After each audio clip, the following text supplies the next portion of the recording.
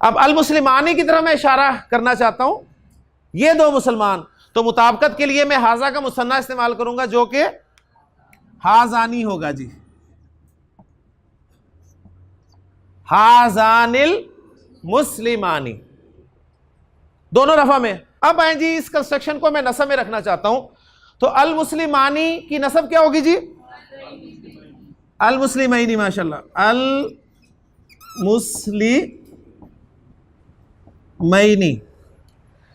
अब अल मुस्लिमैनी नसब में है, तो इसके मुताबिक मैं इशारा लाना चाहता हूं। तो अस्माए इशारा में से वाहिद और जमा वाले अस्माए इशारा मबनी है, मुसन्ना वाले मोरब है। और मबनी और मोरब में फ़र्क क्या है? मबनी जो तीनों हालतों में एक ही शक्ल में रहता है, और मोरब जो अपनी शक्ल बदलता है, ठीक है ना। तो मुसन्ना का इसमें इशारा जो है मोरब है। तो आनी आपको पता है रफा साउंड है, और नसब साउंड क्या है जी? ऐनी। तो जिस तरह मुस्लिम मैनी की साउंड नसब वाली है, तो हाजानी की नसब साउंड क्या होगी?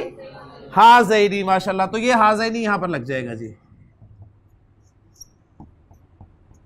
हाजैनिल मुस्लिमैनी, ये दो मुसलमान। हाजानिल मुस्लिमानी, हाजैनिल मुस्लिमैनी। और जर भी आपको बताया अल मुस्लिमैनी, जर भी यही है, तो हाजैनी की जर भी यही है।